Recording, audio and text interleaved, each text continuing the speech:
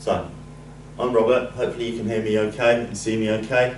So we're going to be looking at computer systems architecture for a little while, and here's some objectives. So we're looking at outcome 1 content at the moment. Inside outcome 1, in terms of the CPU, we need to know what it's for,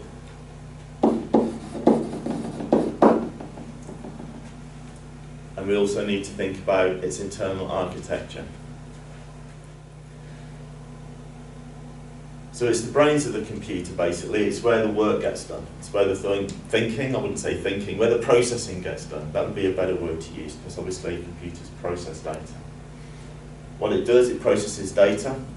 How does it do it? Well, there's things inside the CPU, like, for example, the registers that hold the data, the arithmetic logic unit that deals with the maths and the processes involved to do with that, the control unit that sends out information around the rest of the system. We'll look at those in a little while. If you store into data to be processed, it's going to be put inside RAM, random access memory. Lives on your motherboard. There's other types of memory as well that we'll look at in a different day. Things like cache memory, virtual memory, but we'll deal with that, like I'm saying, another time. So if RAM stores data, I suppose one question might be, why do you need RAM? Why don't you just put the data on the hard drive? Because hard drives store data too. Well, they do. And hard drives are obviously significantly cheaper as well in terms of size. But one thing that you'll find is the access time of a hard drive is about 1,000th of a second, but the access time of a piece of RAM is about 10 to the minus 9 seconds, which is about 1,000,000 billionth of a second. So if you think about it, RAM is about 1,000,000 times faster than hard drives in terms of functioning time.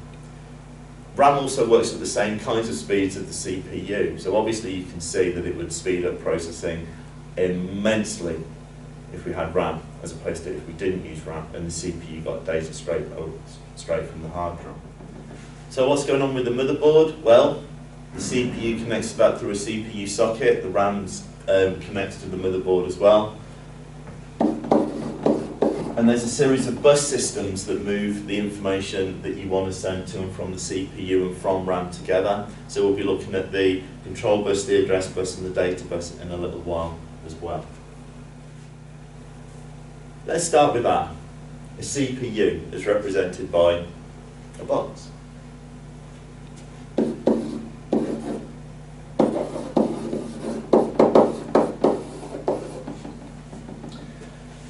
There's several types of registers. There's registers that deal with things like the actual data that you're dealing with. There's also registers that deal with instructions, memory access, data movement, all that sort of thing. They all work together to get the CPU to function, but from the perspective that I want to look at registers for the time being, it's where data goes into to wait to be processed when information is going into the CPU. Now, one thing that we might want to be aware of and look at the moment is the whole idea of data and what it actually is. Hopefully you've already seen or you might already be aware of the whole idea of data being in the form of a binary number. Binary, two numbers, 0 and 1. As represented by a computer, you could say off and on. And when they say off and on in this context, one thing that you might want to be aware of is registers are made up of transistors.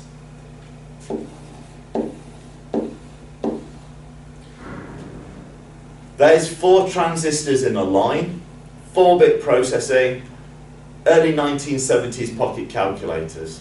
Then you put in more processing, you put in more switches, should I say transistors inside your registers. You put 8 in, you get 8-bit processing. 16 in, you get 16-bit processing, 32-bit processing, and now 64-bit processing is a bit of a standard.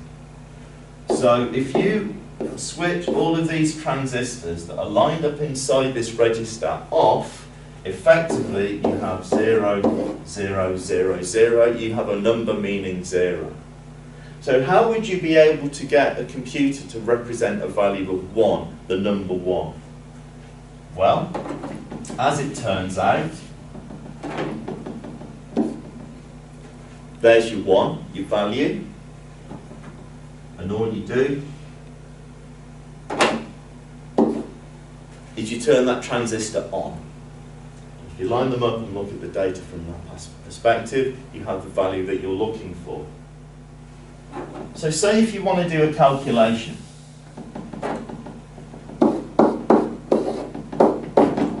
Something nice and simple, that one.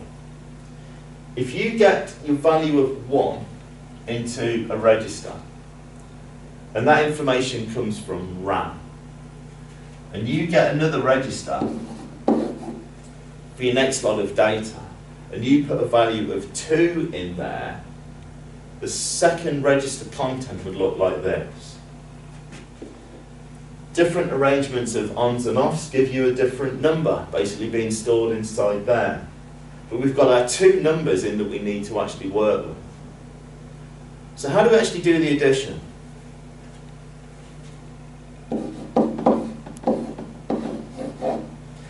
We use something called an ALU, or an arithmetic and logic unit.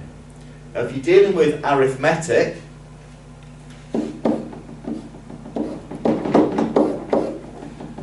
you might recognise add, subtract, divide and multiply, arithmetic. And if you're looking at logic,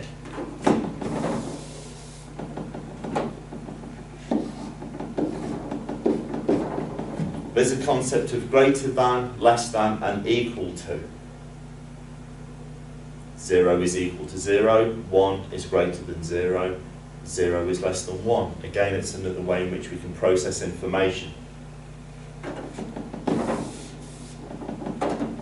So how does it know how to do the addition? The arithmetic logic unit tells it.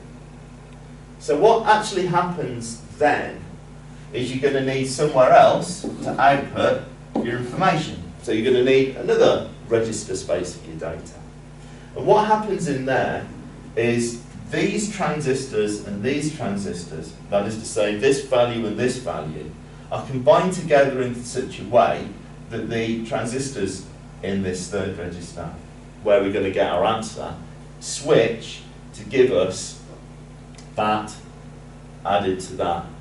And the way that the transistors switch and the answers that we get, that's how the processing inside the CPU happens. If you want to look at an answer of 3 in binary, 1, 1, 1, 2, there's your 3 when you add them together.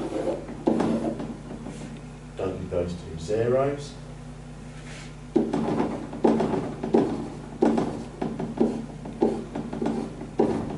Off, off, on,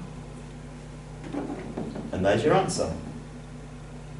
And that's what it looks like in terms of transistors and processing. And hopefully that kind of makes a little bit of sense. Hopefully it gives you an idea about what's going on in the very, if you like, nitty-gritty scenario as to what's happening with processing.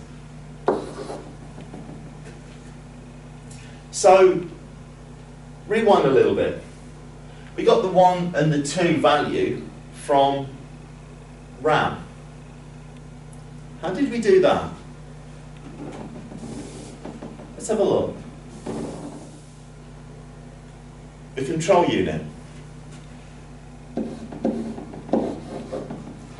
I mean, obviously this is a massive simplification, but hopefully you can see that there's got to be something that controls how everything works. Guess what the control unit does? It controls how everything works. And one thing that it controls is how to get information from RAM. Imagine, if you can, that this here is your motherboard. And there's your CPU in the middle of your motherboard. And there's your RAM chip or RAM chips over on the motherboard. And what we've got is some kind of scenario whereby we've got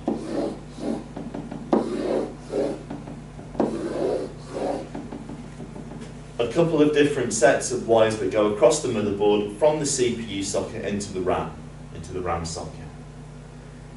And what we've got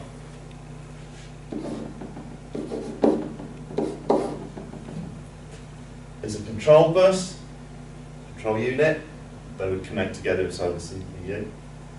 An address bus deals with addressing inside memory. Data bus moves the actual data itself. So let's have a look at this 1 plus 2. That's the 1 from the 1 plus 2 equation. Let's say that that data value of 1 is stored in memory location 7.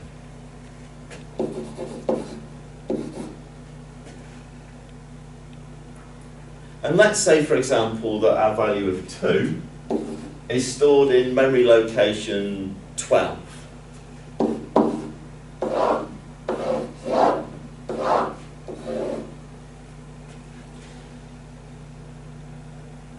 The control bus will send a read signal down the control line. The read signal comes from the control unit. So the control unit does a read. It wants to get the information, the data value of 1, from memory location number 7, so down the address bus, it needs to send a value of 7, which just happens to look like that. So we've got our control bus, our address bus, and then inside the data bus travels this value of 1 that's already been stored inside RAM, inside the memory location of our choice, which happens to be 7, or 0, 1, 1, 1 if you convert that to binary.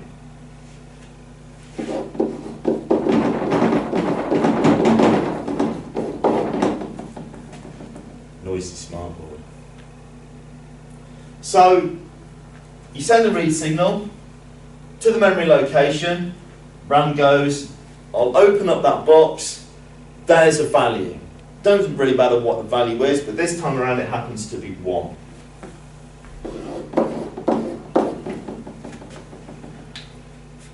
The event happens, the value is moved into this first register from the data bus. So how do we get our second value of 2? Well, we need to send a new read signal.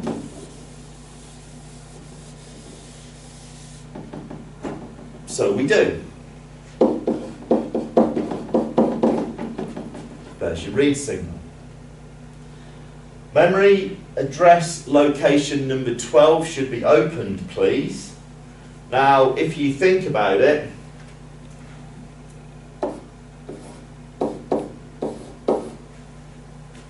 with your binary, if you want to do your conversions between your numbers, 1, 1 gives you a 1. A 1 lot of 2 and 1 lot of 1 gives you 3. That's the way that it works. If we want a value of 12,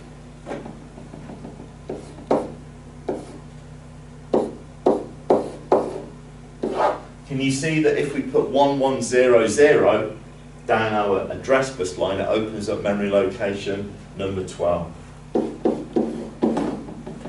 Bit of binary to decimal conversion. Have a look in the notes for information on that.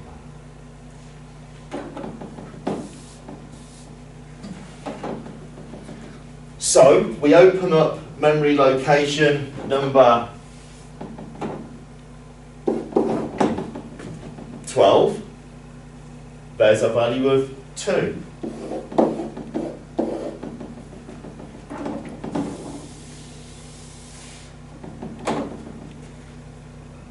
And so down the data bus goes 0, 0, 1, 0, value of 2. It's put into the appropriate space inside the CPU for processing. So now we've got all of our data. Then it's time for the arithmetic and logic unit to do its work. So it will put some information across the CPU from the ALU into the scenario where we can actually get the processing happen, if you see what I mean, inside these registers. And it will give you your add.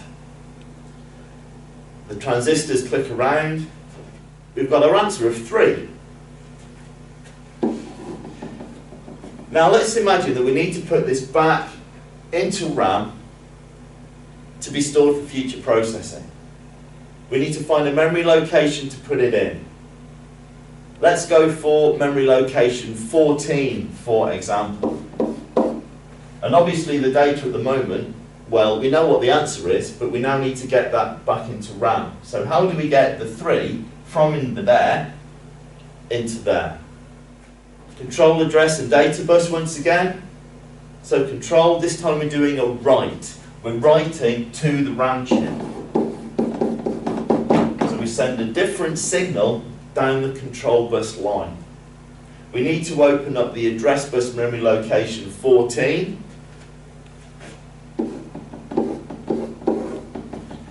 If you convert that from decimal into binary, you get a value of 1110. So you send that signal down the address bus lines, and then the data that we're moving, our value of 3, moves down the data line, the data bus, and the 3 is stored in RAM for future processing. Make sense? I hope so. That's kind of what happens. What next? How about this?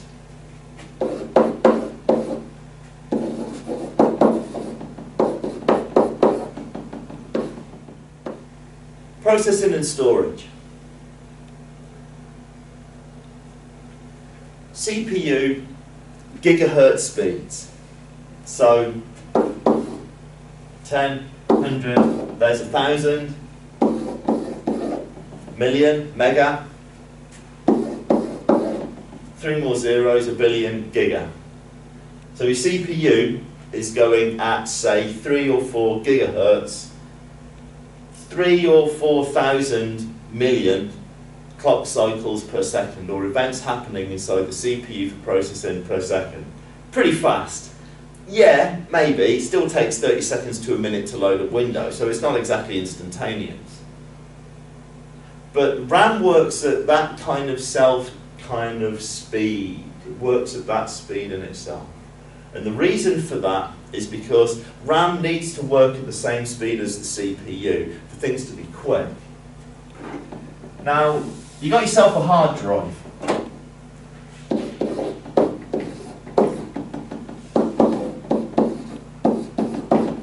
It's pretty fast. You can get some data out of a hard drive in about 1,000th of a second. So you've got one piece of data out of a hard drive and it's taking you 1,000th of a second, and let's just say it's a singular binary 1.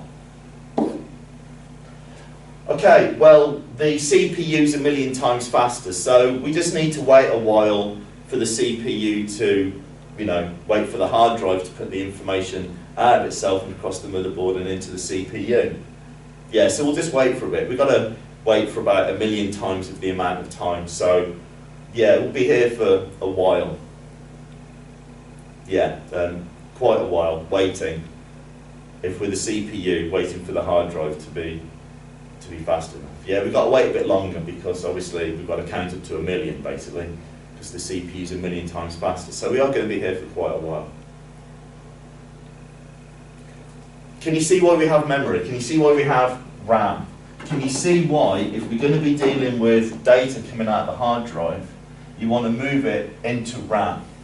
It's like if you're dipping sheep. I don't know if you know what a sheep dip is, but say you've got your sheep dip, your big bath of disinfectant to keep your sheep clean, you've got a bunch of sheep in the field, you're going to go, get your sheep, bring your sheep back, stick it in the sheep dip, send it on its way, you're going to go to the field, get another sheep.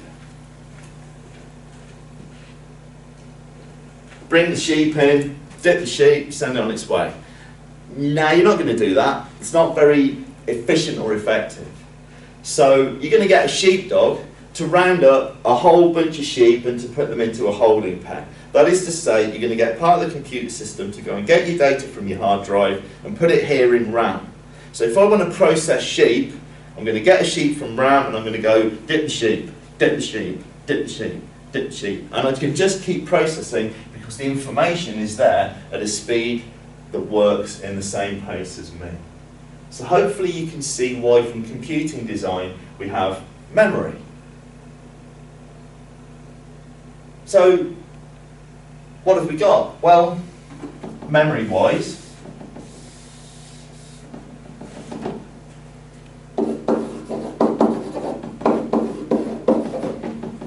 RAM lives on your motherboard. Fair enough.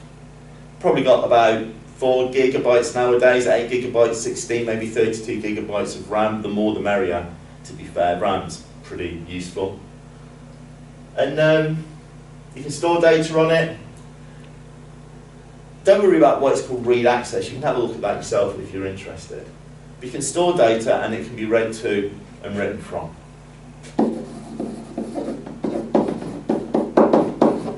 Just like with the hard drive, you can save data on it, you can erase it. When RAM is powered down, when the PC turns off, it's volatile, which means the data is lost at the end. By the way, a hard drive is non-volatile storage, which means the data stays on the hard drive even when the power's down. That's another difference and a useful feature, if you like, between hard drives and RAM and why we use them. Read-only memory, you can only read it. Hence the whole idea of read-only. Also non-volatile. Has that use for things like BIOS chips, bits and pieces like that you find on your motherboard. But suffice to say, you can have a look at that by reading through the Outcome 1 notes for computer systems architecture. A bit more of a thought on RAM at this point, I think. Lives on the motherboard. It's dynamic RAM. It's dynamic because it's made out of capacitors.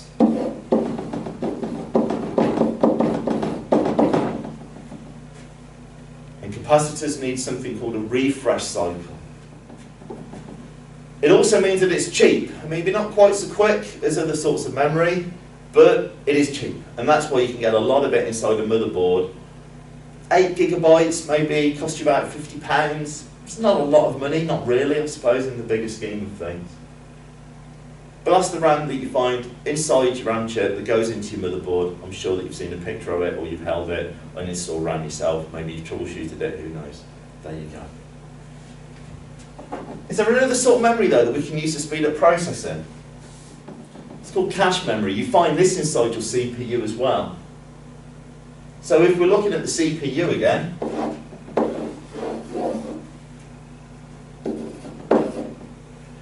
registers, arithmetic logic unit, control unit, cache memory as well. Cache memory, find it inside the chip.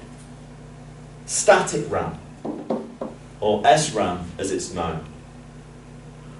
Works off transistors, the same as the registers that are found inside the CPU, as opposed to capacitors.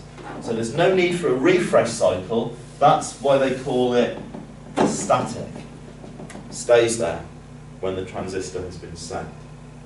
Really expensive, really fast. Really useful for storing memory, for storing information in memory quickly.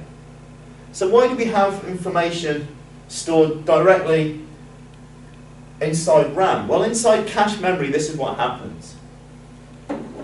Every time the CPU does something, it stores what it does inside the cache. So if it needs to do something again, it doesn't need to go to the motherboard across the bus system, which would take time, because you need to invoke the whole CPU, bus system and motherboard technology together to make it happen. If you, for example, want to add 1 plus 1 plus 1 plus 1 plus 1 plus 1 plus 1 plus 1 plus 1 to get 10, you've just got the same value of 1. So you don't need to go to the RAM chip to get the value of 1 apart from the first time. When you've got the value that you're dealing with, that 1 the first time, store it in cache. So if it turns out that you want to deal with the data 1 in order to do another addition, you just get the information from cache and not from RAM. And it speeds it up because it speeds up processing on the whole, because you're not needing to leave the CPU to get the data that you need. Does it speed up processing? Yes, immensely. Is cache expensive? Yes, immensely. Do servers that need to do a lot of processing, or powerful computers or powerful CPUs nowadays have a lot of cache? Yes, they do. Is that what makes them expensive? Yes, you get what you pay for. Does it make a difference? Yes, it really does. Another sort of memory to be aware of, find it on your hard drive, virtual memory. If you run out of RAM inside your RAM chip on your CPU, use your hard drive, it's RAM space, not so quick. Maybe that's something that you might want to have a look at as you go through the notes later on as well. But for the time being, hopefully you guys can see how these three devices work together, and how you've even got memory in your motherboard, and you've even got cache memory inside your CPU as well. Hopefully that's starting to make sense. What else have we got to look at? If we go back to our original objectives, one thing that we could talk about would be how you measure the speed or performance of a CPU. Millions of instructions per second would be one way of telling you how fast your CPU is, or floating point operations per second. How many instructions does the CPU run versus floating point operations? A floating point operation is when you realise that computers can only really process integer or whole numbers. If it wants to deal with a number like 2.17, what it does is it floats out the decimal point, does the maths as 217, and then to get the answer, when it's finished processing, floats the decimal point back in to get your number correct.